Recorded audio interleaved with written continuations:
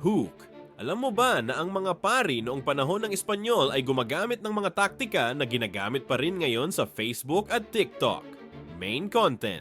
Noong ika-5 siglo, ginagamit ng mga kolonyal na pari ang takot para kontrolin ang mga Pilipino. Nagtayo sila ng mga simbahan sa gitna ng mga bayan para makita ng lahat. Ginawa nilang masama ang mga lumang tradisyon natin at sinabi na sila lang ang may tamang sagot. Ginagamit nila ang mga imahe, kwento at ritual para makuha ang loob ng mga tao. Paulit-ulit nilang sinasabi ang mga mensahe hanggang maniwala na ang mga Pilipino. Ngayon, ganito pa rin ang ginagawa ng mga politiko sa social media. Gumagamit sila ng mga memes, fake news at emotional na posts para kontrolin ang opinyon natin. Paulit-ulit nilang share ang mga mensahe hanggang maniwala tayo. Pareho lang ang formula, takot, paulit-ulit na mensahe at pagkuha ng tiwala.